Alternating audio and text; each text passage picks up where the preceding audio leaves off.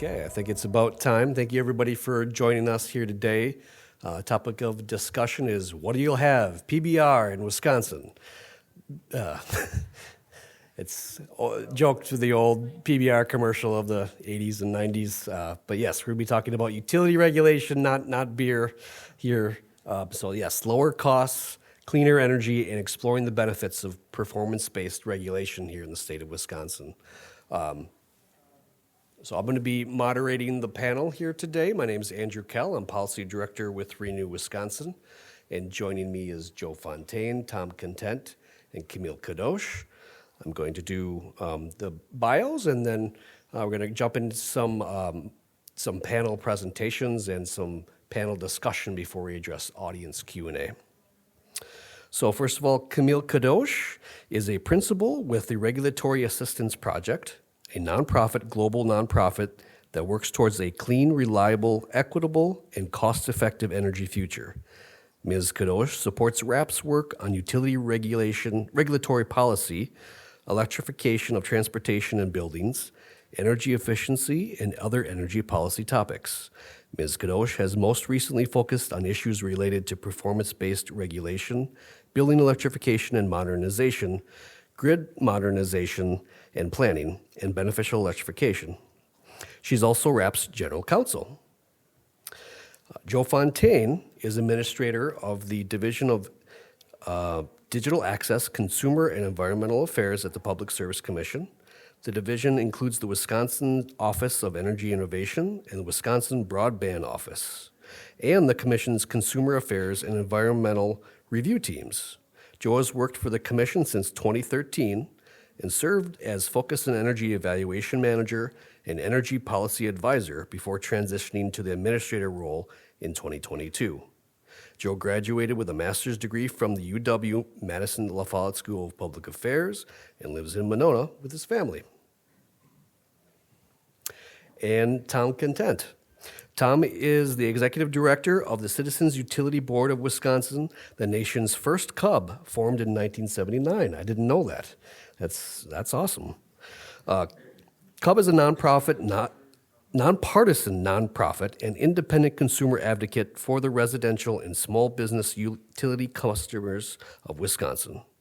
CUB advocates for fair and affordable utility rates and reliable and safe utility service in cases decided by the Public Service Commission of Wisconsin, and provides outreach and education to residential and small business customers. Tom joined the Citizens Utility Board in 2017 after working for 30 years as a journalist, including 20 years tracking the Wisconsin energy and utility sector while reporting in Milwaukee and Green Bay. In 2007, he won the National Press Foundation Stokes Award for top energy writing in the country for a series of articles in the Milwaukee Journal-Sentinel. So welcome everybody, our panels here today.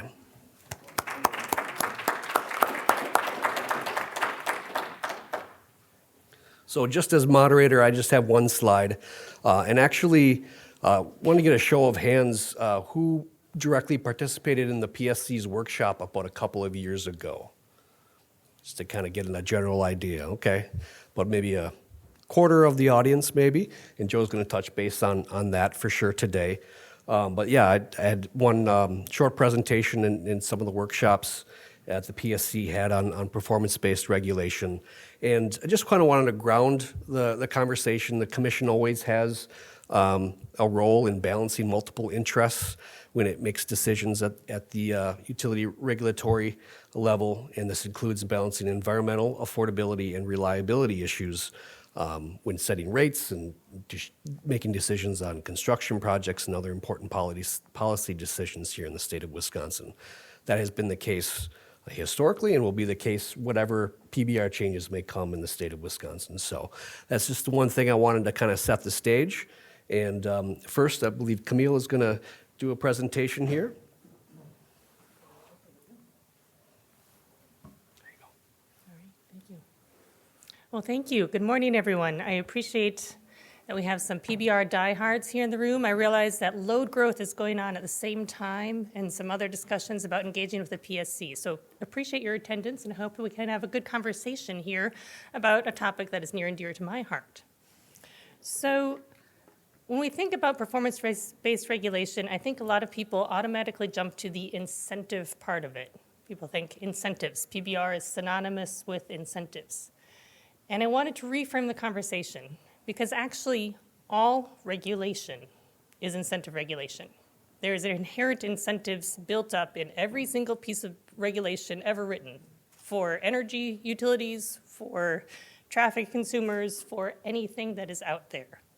So with this in mind, we need to think about when the current regulation that we are operating under, cost of service regulation, was formed. And that was about 150 years ago. This picture is from 1885. Thomas Edison's one of his first electric utilities. And if you think about it, between 1885 and well into the 1940s, the focus of energy regulation and policy in the US was to build bigger, to connect more, and to make sure that everybody had access to electricity. That was the focus. So cost of service regulation, which was born in that era and has continued to this day, is focused on covering the costs of the utility, wanting to build a big plant and sell more power, because in that era, that was the most cost-effective, that was the most beneficial, that was the biggest public benefit. But that is what cost of service regulation was and still is. Incentives. And the incentives in that system are to build big and sell more. That was the business case then, and it made sense then. But that is what we still have. Today, we're talking about things a little bit differently. The traditional objectives are in that inner circle. This is a nice graphic from RMI, and it's talking, we originally were focused on universal energy access, affordability, safety and reliability. That is what the purview of most PSC statutes is, nationwide, full stop. Most PSC enabling statutes do not go beyond that. But we have different concerns that we're thinking about today. That's broader than just those concerns from 150 years ago. We want to talk more about system flexibility, economic development, grid reliability, affordability, equity issues, environmental concerns, carbon reduction. How does that fit within this current structure? So that's where we start to talk about performance-based regulation. It's not one policy, it's many policies. And taken together, this suite of policies can potentially lead to costs, can lead to cost reductions. Sorry, the second word matters there. Cost reduction, utility efficiency, peak load reduction, enhanced resilience. All of these things that are starting to be the focus of large stakeholder groups nationally, these are the things that we want to see from our electric system and from our energy utility. How do we get there? And here's where I said PBR is a suite of tools, right? I don't expect you to look into the nitty-gritty of this graphic. I just want you to be able to understand that there's a lot of different things that go into PBR. It includes revenue decoupling to remove disincentives to energy efficiency. It includes perhaps multi-year rate plans. It can include incentives. And it changes the treatment of how OPEX, CAPEX, and OPEX as well for how the utility earns revenue, how that is structured, and new procurement practices. All of these policies are wrapped up in what we are talking about with PBR. So that is the level setting I wanted to give you kind of from my national perspective of what PBR can do and why we're talking about it. And with that, I'm going to pass it off to Joe. Thank you. Thanks for coming, everybody. So some of you live this with me and the rest of my PSC friends, so it'll be more of a recap for you. But mostly just wanted to talk through level setting, what the PSC's done to date. A lot of that now goes back a couple of years, but it's a good time to get back into it because we're going to have more work on it coming soon. So all of our recent PBR work has happened in the Roadmap to Zero Carbon investigation, docket numbers out there. Again, some of you may be familiar with that even more broadly than just our PBR work. The initial bullet there, I think, speaks to some of what Camille was covering about what's in the Commission's enabling statutes and just sort of traditional Commission work. of ultimately there is a lot of interest in a number of issues here. It's also true that we're looking at those in the context of considering affordability and reliability and adequacy and all of the other goals that we always need to think about every day. So this is an open-ended investigation, less structured than a construction case or a rate case may be. So we started by soliciting comments to try to set priorities of there's a lot we can do in, under the broad umbrella of the clean energy transition, the transition to zero carbon, however you want to call it. Where do we want to focus our fire? There were 4 priorities that emerged from the comments and that the commission confirmed after that first round of comments. PBR was one of them on the top of the list. Resource planning we've already heard about today too, but energy efficiency and affordability were 2 other priorities, and you'll see how that threaded through the rest of our work. So when the commission said, this is what we want to look at in this docket, they also specified what are the next steps to actually work through that. In the PBR context, that was to do a series of workshops, and they also emphasized prioritize affordability as a topic since it was a broader priority in the investigation. So we got in touch with our good friend Camille Kadosh at RAP, who helped us out to design a series of workshops based on this wheel of PBR, another circle graphic. So in Wisconsin, we don't have enabling legislation that exists. We kind of got to start from the beginning and blaze our own trail. So this is actually from Minnesota, who's at least a couple years ahead of us and doing some work in this area. And we said, start from the top, start from number 1. If you're looking at PBR, what are your goals? What are the outcomes that specify what you're doing in service of those goals? And what are the metrics that identify, that you can use to kind of quantify and identify the outcomes? So we did a series of workshops that walked us through that process, all in 2022, starting with goals, getting to outcomes, getting to metrics, and also continuing to set our priorities within that of, there is a broad base of interest with a broad base of issues here, and that's great, but what's most important to make sure that we're getting to with the finite resources that we have. This is where we ended up in about the middle of the workshop series. We started by getting a broad range of goals and outcomes on the table, affordability and efficiency, demand response and grid flexibility, decarbonization, reliability, resilience. And in the workshop process, as we also discussed priorities, affordability and efficiency rose to the top, or in the green highlights here, consistent with the feedback we were getting earlier in the roadmap docket as well. So those are the 2 that we focused in on near the end of the workshop series to dig into metrics. And we particularly prioritized affordability, which is why you see a somewhat longer and more detailed list there. So this was fleshed out through a lot of good discussion at the workshops. I thought it was really nice to see such a range of perspectives and kind of be able to dig a little deeper into, we know affordability is important, but what does affordability mean? And what sort of knowledge can we bring to bear to understand it better? So this is where we ended up at the end of the 4 workshop series in December 2022. So the obvious question is, what's next? So if you go back to the wheel of PBR, after we get through those first 3 steps, we're talking about established metrics and review. So that's a whole separate set of questions that digs into how you unpack these metrics here. Like, we've clearly made progress in sort of specifying what we're thinking about every time. But there's a whole new set of questions when you get into what does a metric for what we describe on this list actually look like? What data sources are out there? How many data sources are out there? What's the data quality? How good is the data availability? How consistent is that statewide, across utilities, across other ways to cross-cut? A lot to think about there, and that's what we've been digging into since the workshop series ended. We felt like now it's staff's time to kind of do our homework on those issues. So a centerpiece of that has been that we contracted with some state energy program funds to do an energy burden action study that asks a lot of those questions and makes a number of recommendations about what metrics are out there and specifically how we can use them. What would it mean to establish them in what the commission is doing? We're very, very close to finalizing that. It'll probably come out within definitely the next couple of weeks, maybe in the next couple of days.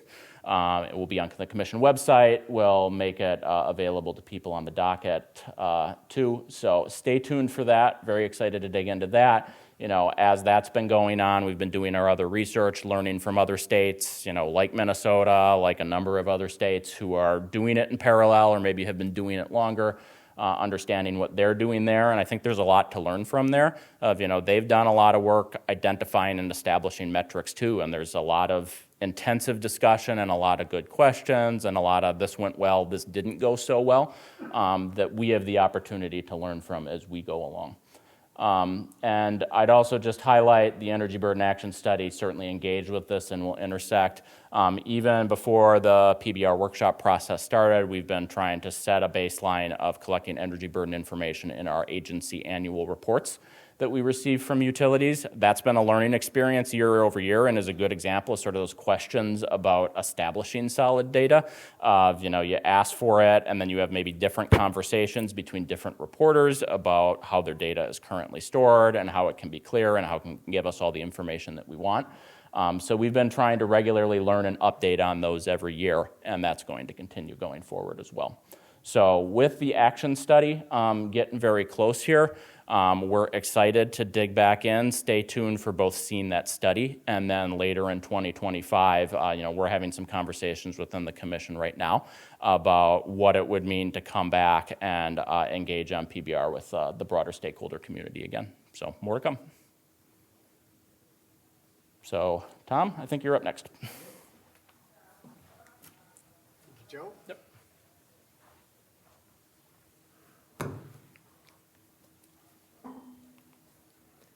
Yeah, so my role here is I'm enthused to see that there's an enthusiasm about getting the process moving again. That study report will really help set the stage, I think. My goal is more to talk about the current context and kind of the whys of PBR. So why we think it's needed here at CUB. CUB is Andrew has mentioned, but we advocate for all the residential and small business customers of Wisconsin utilities. And we are supporting safe, reliable, and affordable service, reduced energy burden and energy insecurity, and want to ensure that the utilities are offering kind of like what happens in the competitive space, products and services that customers really want. Right now, the context is that my phone is ringing. Another spam call for today. Right now, the context is that we have an affordability crisis, a real challenge for Wisconsinites. We have back-to-back double-digit increases hitting half the state over a period of 4 years. We have right now the second highest rates for not just residential but business customers as well in the Midwest. And when Joe was talking about data sources, I actually thought he said data centers because it's hard for me not to think about data centers because I think we actually have 5, and I might have actually miscounted. There might be 6 publicly announced data center projects in the Wisconsin as of this week. And so there's concerns about how much of that is real, how much of that is going to happen here versus other states. And so we need, and one of the current contexts points that I need to emphasize is that we don't have integrated resource planning in Wisconsin. So we don't have the regulator having that holistic view of everything that's coming at them and able to kind of take that big picture look at things. I compare it to, when you were driving around the highway and you didn't have a map or a GPS. And then we have a lot of CapEx coming at us. So I think that's clearly, and when I talk about the context and the as Camille mentioned, just the fact that every system is a system built on incentives. The system today is built on an incentives tied to building. You build more and you earn more as a utility. So there are great incentives there, and as a result, we don't have a balanced view of the supply side and the demand side. We're not looking enough at the demand side, and so PBR is a path to do that. We also have, around the country, we have some of the higher ROEs, a return on equity or profit for the utilities. And so there was an investor slide just recently that talked about, as in the future, looking ahead with all this growth, that, CapEx is going to drive higher EPS. And it's so focused on supply that we really need to have more balance there. And I think we need to really heighten the attention to the affordability challenges that are happening. We had testimony in a recent case that talked about, the haves and have-nots economy, and how a lot of people are struggling with higher costs. And we saw that in election results, and I think we need to be responsive to the challenges that people are having affording not just eggs, but a lot of things across the economy. And so this just is more testimony that we included in one of the current cases that just illustrates that the why of that there is this built-in incentive for utilities to build more and potentially build more than is needed. And Wisconsin's ran into that in the past, where almost built too much in the way when utilities were forecasting 6% load growth in the late 70s, and almost built extra nuclear plants that we didn't end up needing. And then we did end up, without an IRP, ended up overbuilding in more recent times. So back to PBR and how it helps. So a well-structured PBR with good metrics, great data sources, can really reset those incentives and use that carrot and stick, but we'll emphasize the carrot approach to give utilities that opportunity to hit their healthy ROEs based on a focus on critical areas we often ignore. So whether that's the demand side, affordability, energy burden, even the distributed energy, and just the opportunities that are out there now with virtual power plants, and tapping into residential homeowners and businesses with solar and storage to really help meet that summer peak and keep the overall costs as low as possible. So we're hoping the process can move forward and that we can kind of reset things to really have more balance between supply and demand.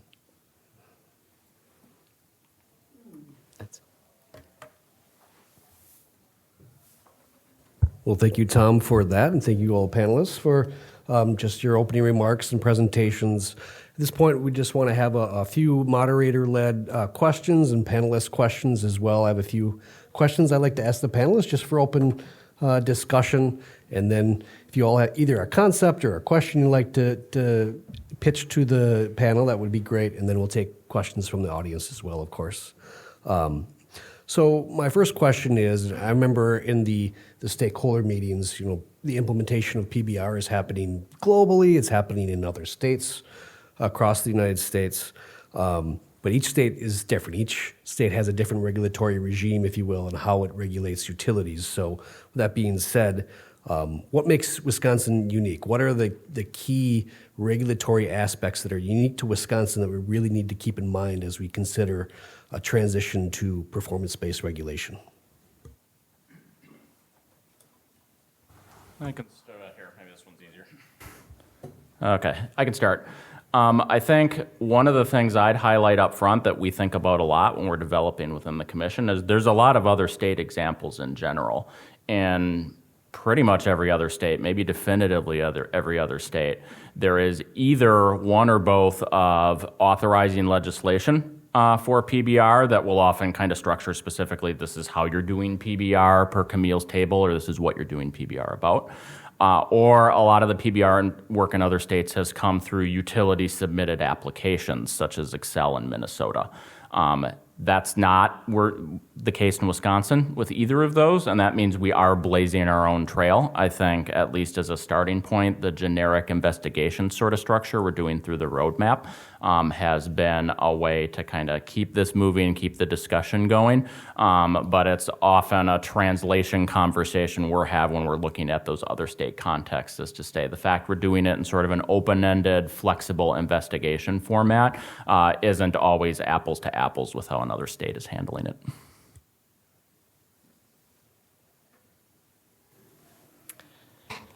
So we do look at PBR nationwide. And what's interesting about the US is we've got 51 different jurisdictions, which is actually really helpful to the rest of the world too, because there's an example here in the US, maybe 5 or 6 as well, that'll be also applicable to some situation elsewhere. So each state is unique, and that is really critical to creating a successful PBR system that's going to work for each state. So this isn't something where we could say, oh, let's take Minnesota's off the shelf and apply it here. Not going to work. But Joe's correct. There's a lot of states that do have statutory authorization, or there's some states where it was kind of close. Hawaii started with commission, and then legislation caught up with it as well. So there's different states that kind of go back and forth there as well. But I think what is also interesting about Wisconsin is that you have a number of regulated utilities here. That is, in many other states, they might have 1 or 2 big IOUs, and then munis that may or may not participate. There's a lot of utilities here as well. So when you're talking about stakeholder engagement and making something that works in the state for everybody, that's going to take some discussion to do that and to get it right. But I think it's possible. And it's what's also really nice for me from looking nationally, we do have a lot of great stakeholder engagement here in Wisconsin, which makes me a proud Wisconsinite. But I think that's a nice standpoint to build upon. Yeah, I'd echo that as one of the stakeholders. I think we have great stakeholder engagement too. But I think what we're lacking is some of the mechanisms that really empower that demand side, and so whether that's there may be some legislative changes needed to get there. I look over at Michigan where they actually passed an energy waste reduction law, and so that the utilities are already in the process of measuring and finding ways to really cut energy through their energy waste reduction programs that happen there. And I think we just need more attention on resetting the incentives. I think we have focus in Wisconsin, but we need more. And I think it's imperative that we start.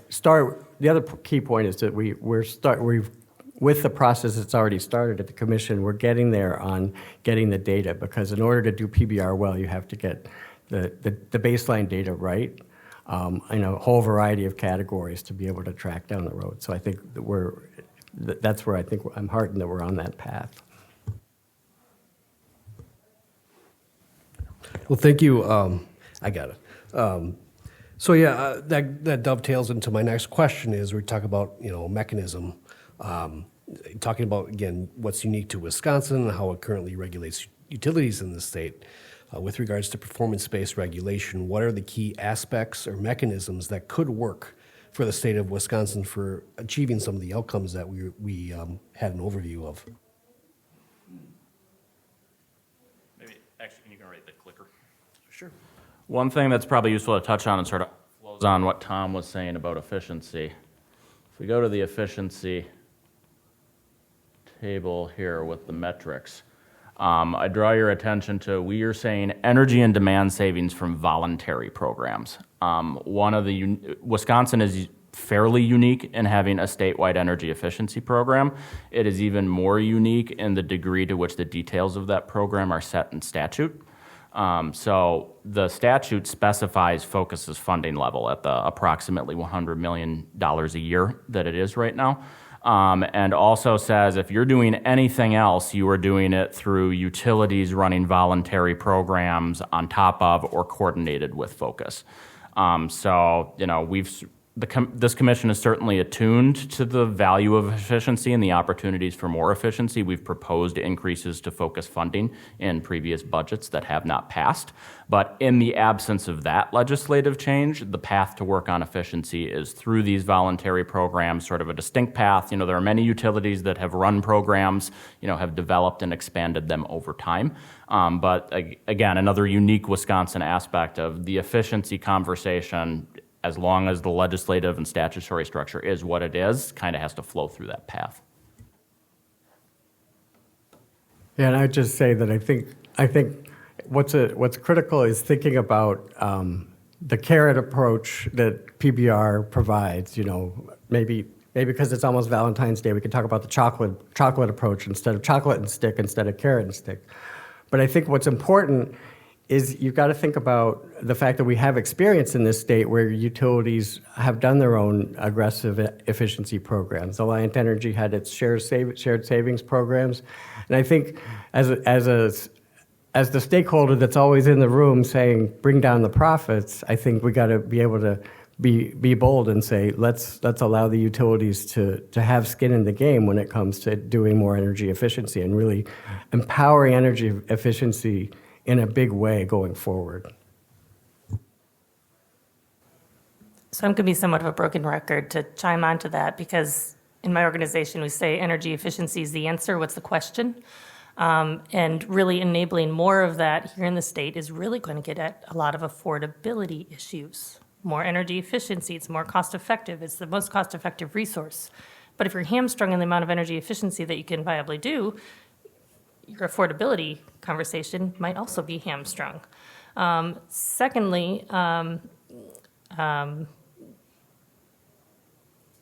in order to, once you've enabled more energy efficiency, you're going to also want to, either through a shared savings approach, enable the utility to have some skin in the game there.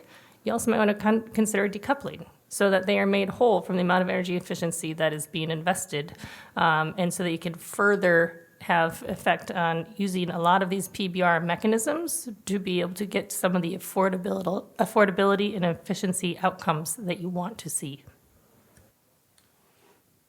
Thank you. One last question from me. We're across the state of Wisconsin, and in the summit today, we're talking about a lot of different policies: integrated resource planning, virtual power plants, demand response, irrigation, smart technologies and such. How do these other policies and technologies fold into performance-based regulation?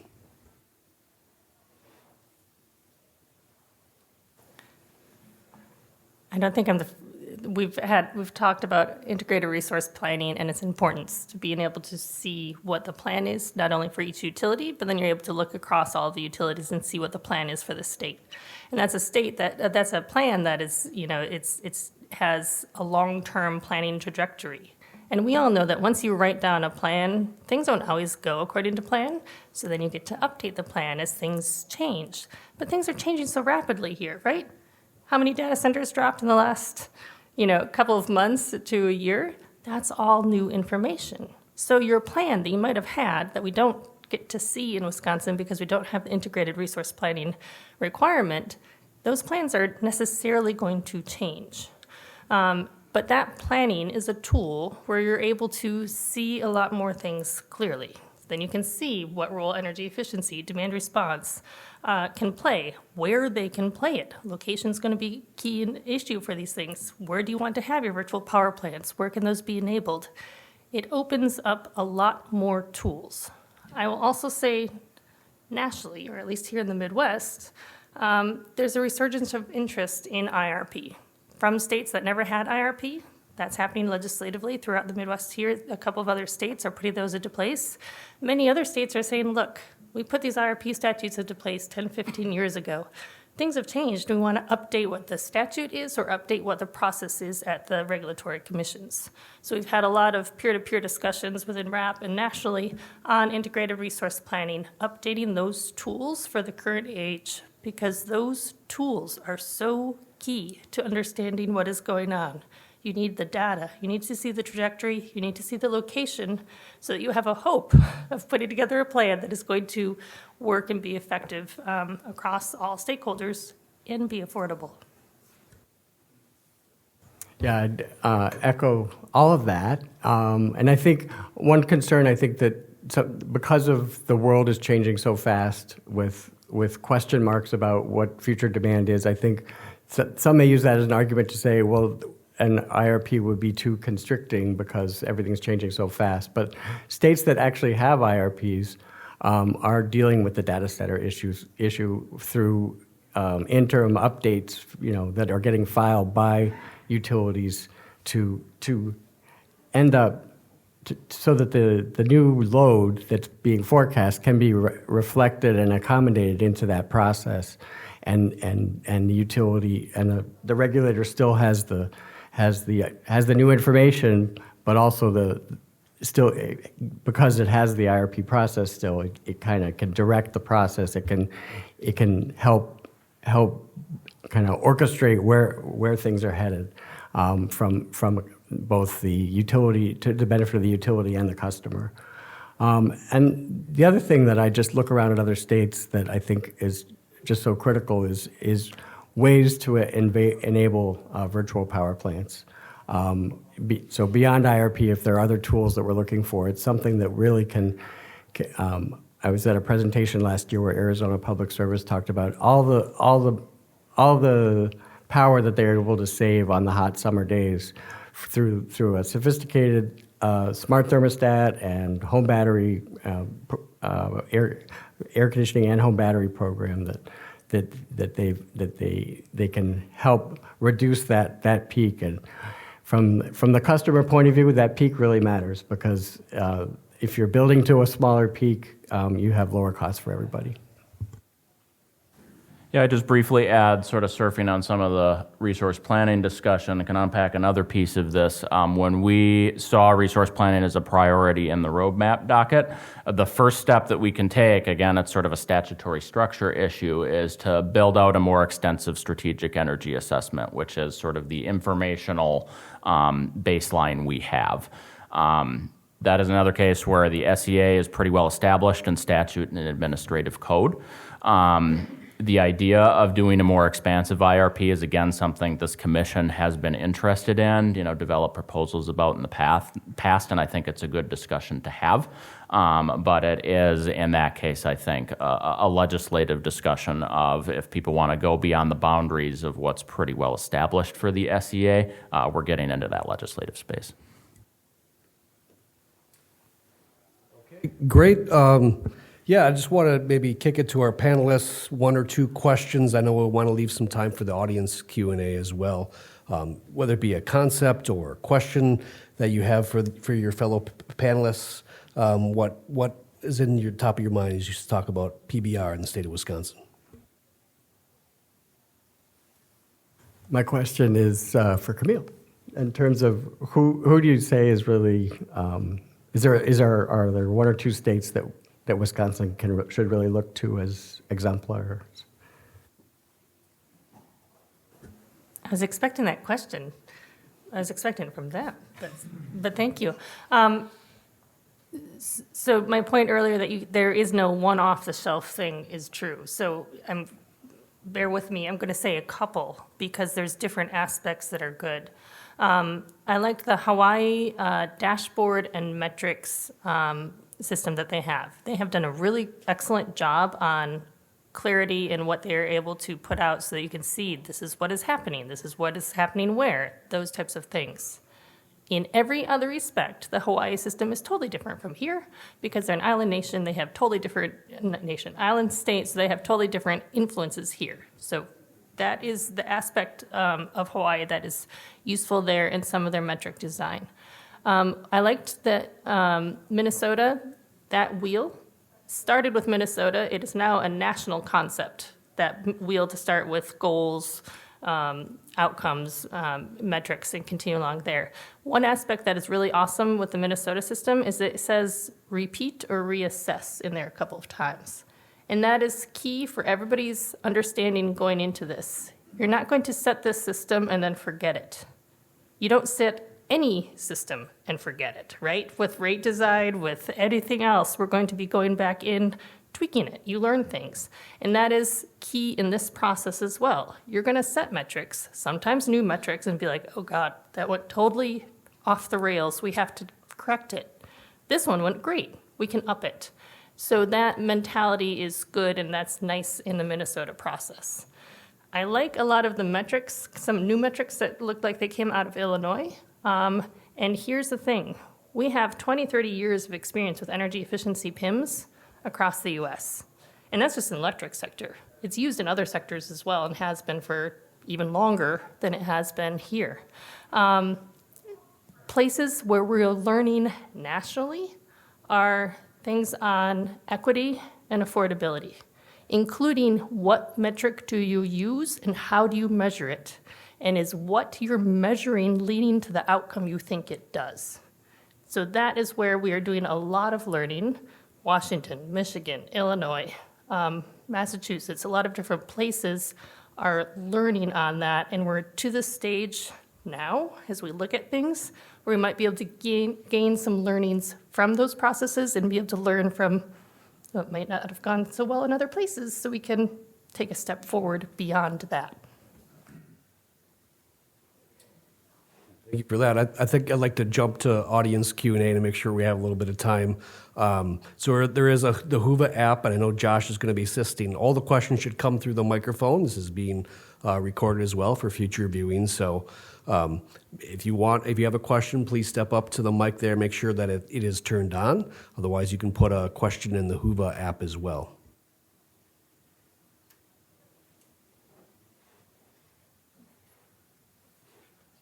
And Gary, make sure it's flipped on there too. Can you hear me now? All right. Hi, everyone. I'm Carrie Templeton. I work at Alliant Energy. I used to work at the commission and worked on this docket. Thanks for the panel presentation today. I heard a lot of talk about metrics and performance and talked about a carrot approach. What are the carrots you're talking about? What are those incentives that you're measuring for? So you're measuring performance to an extent, but then what are you thinking about those incentives are that would be provided?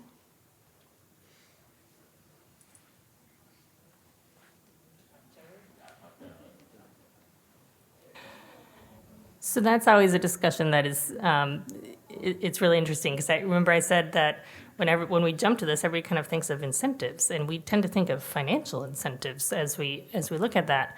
And that is true to some extent, but you need to look at what the whole system is.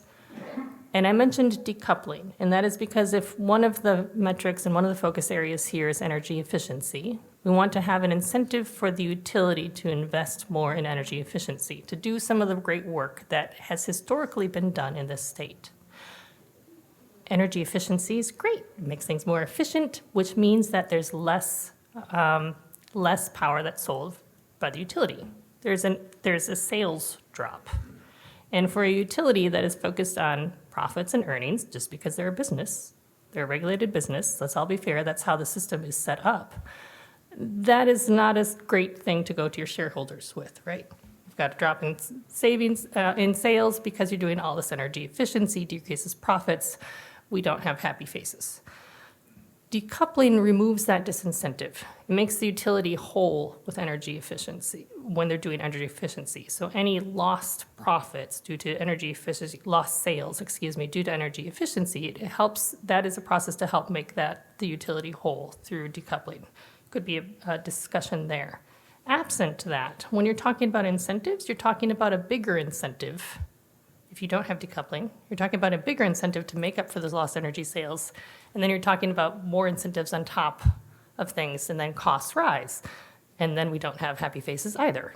So it's a discussion point to talk about what type of policies do you put into place?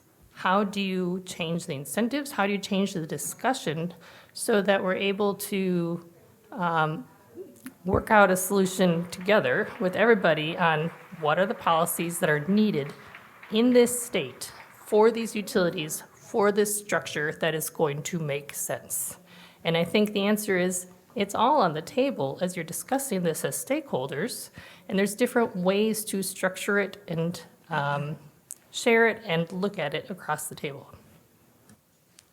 Thanks, Camille. Yeah, I was just going to add, very familiar with decoupling, and the commission has done it before, and it's been traditionally, at least for the past decade, the commission has said non-starter on decoupling. So it'd be very interesting to hear if the commission is interested in looking at decoupling again. And I would have to say, just because I'm at Alliant, we have a number of voluntary energy efficiency programs that no one has given us an incentive to do, including for low-income customers. But you're right. But that's how you would, if you wanted. You need to, it's all behavioral modification, right? All of the incentives that are put in place, however you want to modify behavior, you need to provide an incentive to do that. To your point, all regulation is incentive regulation, whether it's performance-based or cost-based. So thanks. Yeah, I just briefly say, I wouldn't say, as on behalf of commission staff, that decoupling is off the table and that we tell people not to discuss it or not to do it. I do think, in part, I'm broadly familiar. I wasn't quite at the commission yet, but I'm broadly familiar with some of the experiences the commission did have, which didn't go especially well. Timing with the Great Recession was certainly a part of that you can't predict ahead of time. But I would say we did structure the PBR discussion, the wheel of PBR that we're seeing here, to look largely at incentive mechanisms and support that and flesh out the metrics for that. I think in part because that's an open-ended and flexible tool that can allow us to speak to all of these goals and outcomes, or at least have them all on the table to keep the discussion going. I wouldn't say no decoupling forever, goodbye, but I would say, PIMS has been where we've probably had the most headspace occupied in our own discussions of this so far. I know we're kind of running short on time. You want to have a question, then maybe a question from the Whova app, and just like one quick response. Yeah, Dave Loomis. I was executive director of the Institute for Regulatory Policy Studies at Illinois State, and we did a lot of work in Illinois. My question really comes with PBR, and the commission is, by definition, is largely focused on the utilities and what we can regulate in Wisconsin. And there's so many other market participants that could be satisfying a lot of these parts. But I think the bias would be towards the things that we can control and the things that are under that purview. How, in your design of PBR, are you taking into account other market participants and mechanisms that can accomplish your goals?